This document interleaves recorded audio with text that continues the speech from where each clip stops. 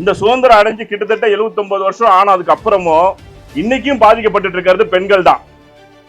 இது அரசியல் கட்சி தேர்தல் வாக்குறுதிகள் மட்டும்தான் இருக்குமே ஒழிஞ்சு செயல்பாட்டுல என்னைக்குமே எந்த கட்சி செஞ்சிருந்தாலும் இன்னைக்கு நாம சில விஷயங்கள் அனுபவிச்சிருக்க மாட்டோம். ஆனா நம்ம செங்கோல் நீதி மக்கள் முன்னேற்ற கழகம் ஆட்சிக்கு வரும்போது பெண்களுக்கான பாரதி கண்ட புதுமை பெண் திட்டத்தை 8 அம்ச கோரிக்கையா வரிக்கிறோம். 8ங்கிறதே எல்லாம் ராசி இல்லாத நம்பரும்பா, நாம ராசியான நம்பர் ஆக்குறோம். மார்ச் 8 பெண்கள் முன்னெடுத்து நம்ம 8 அம்ச கோரிக்கையை அறிவிக்க போறோம். முதல்ல பெண்களுக்கான அரசியல் அதிகாரம். பாண்டிச்சேரியில 10 தொகுதிகள்ல பெண்களை நிறுத்த போறோம். அதோட மட்டும் கிடையாது, நாம ஜெயிச்சு ஆட்சி அமைக்கும் போது அதாவது மத்த கட்சி மாதிரி மந்திரிகளை நிக்க வச்சு பேசிட்டு பெண் அமைச்சர்களை புறக்கணிச்சிட்டு இருக்கிற கட்சியா நம்மளது இருக்காது. பெண் சபாநாயகர் சபை நடத்துவார்.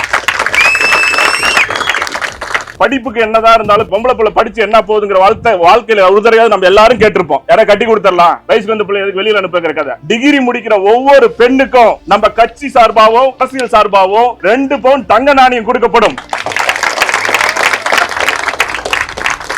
இன்னைக்கு ஒரு வண்டி இருந்ததுன்னா ஃபர்ஸ்ட் பையனுக்கு வண்டி வாங்கணும். அந்த வண்டி நமக்கு கடைசியில தான் அதை பற்றி முடிவெடுப்பாங்க. ஆனா இன்னைக்கு ஒரு சின்ன சின்ன தேவை கூட வண்டிங்கிறது ஒரு யதார்த்தமான சூழ்நிலை ஆகி போச்சு. இத்தனை பாண்டிச்சேரியில் இருக்க அத்தனை குடும்ப தலைவர்களுக்கும் இருசக்கர வாகனம் இலவசமா அளிக்கப்படும் நம்ம ஆட்சியில. அது மட்டும் கிடையாது, அதை ஓட்டுறதுக்கு டிரைவிங் லைசன்ஸ் பயிற்சி அத்தனையும் கொடுத்துதான் கொடுக்கப்படும். ஏன்னா இப்ப லேடிஸ் வண்டி ஓட்டுறாங்க, எல்லாத்துக்கும் இலக்காரமா இருக்கும். எங்க சிங்க பெண்கள் எவ்வளவு வேகமா வண்டி ஓட்டுறாங்கன்னு நம்ம ஆட்சியில பாப்பாங்க. இன்னொரு இது இல்லாம பெண்கள் பாதுகாப்பான பயண திட்டம். ஒரு 18 வயசு 20 வயசுல கல்யாணம் பண்ணி கொடுத்துருவாங்க. அப்பா வீட்டுல இருக்கும்போது படிச்சிருப்போம், நான் வெளியில வயசுக்குள்ள எங்க வெளியே போறேன்னு சொல்லிடுவாங்க. கல்யாணம் பண்ணிட்டு வந்தா நீ எங்க போறேன்னு வீட்டுக்காரர் என்ன நினைக்கிறாரோ அதான் செய்ய முடியும். அவர் எந்த ஊருக்கு போறாரோ அந்த ஊருக்கு தான் கூட்டு போக முடியும். அவர் எந்த கோயிலுக்கு போகணும்னு நினைக்கிறாரோ அந்த கோயில் தான் நாம கும்பிட்டாலும் அவங்க குலசாமி தான் நமக்கும் சாமி ஆயிடும். நம்ம வாழ்க்கையே அப்படிதான் ஆயிடும். அந்த மாத்திரத்துக்கு உலகம் ஃபுல்லா எங்க பயணம் செய்யணும்னு நினைச்சாலும், எந்த கோயிலுக்கு போகணும்னு நினைச்சாலும், எந்த வேலை வாய்ப்புக்கு போகணும்னு நினைச்சாலும் மத்த அரசியல் கட்சி மாதிரி நமக்கு டவுன் பஸ்ல ஃப்ரீயா கொடுக்கறதெல்லாம் சொல்லல. பிளைட்டா இருந்தாலும் கப்பலா இருந்தாலும் ரயிலா இருந்தாலும் பெண்கள் பயணம் செஞ்சா, பாண்டிச்சேரி பெண்கள் பயணம் செஞ்சா அதை செலவு அரசு ஏற்கும். அது எந்த காரணத்துக்கு செஞ்சாலும்.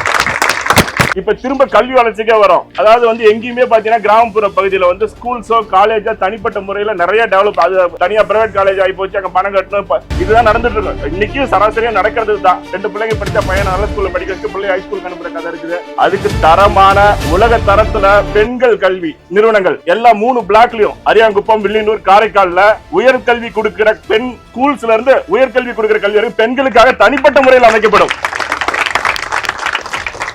பெண்கள் தொழில் பயிற்சிக்கான திட்டம் நமக்கு இப்ப ஏற்கனவே நம்ம சுயநிதி குழு மூலமா அறிவிச்சிருக்கிறோம். 10 லட்சம் ரூபாய் வரைக்கும் வட்டி இல்லா கடன். பெண்கள் ஒவ்வொருத்தருக்கும் அந்த 10 லட்சம் ரூபாய் கடன் வாங்கி அவங்க செலுத்தும் போது 1 கோடி ரூபாய் மானியமா கிடைக்கும். கடன், வட்டி இல்லா கடன் மானியமா கிடைக்கும். 7வதா நம்ம அறிவிக்க போற திட்டம் பெண்கள் சுகாதாரம். சின்னதா நம்ம இது கொடுக்கறோம் அது கொடுக்கறதெல்லாம் கிடையாது. பிறப்புல இருந்து அவங்களோட மருத்துவ செலவு அத்தனையும் நம்ம அரசு ஏத்து நடத்தும். அது எதுக்கா இருந்தாலும், அது புற்றுநோயா இருந்தாலும் சரி, சின்ன சளி காய்ச்சலா இருந்தாலும் சரி, எல்லாத்துக்கும் நம்ம அரசு அதை ஏத்து நடத்தும். இது எல்லாரும் நமக்கு வேலை வாய்ப்பு அங்கீகாரம்னா இன்னொருத்தர் கையேந்திர ஒரு சூழ்நிலை வரும். 100 நாள் திட்டங்கள் ஆல்ரெடி அறிவிச்சிருக்காங்க. நம்ம 100 நாளுக்கு மட்டும் யோசிக்கல, மொத்த பாண்டிச்சேரிக்கு தான் யோசிக்கிறோம். பெண்கள் வேலை வாய்ப்புல எந்த இண்டஸ்ட்ரி பாண்டிச்சேரிக்கு வந்தாலும் 50% வேலை வாய்ப்பு பெண்களுக்கு கொடுக்கணும். அது பாண்டிச்சேரி பெண்களுக்கு.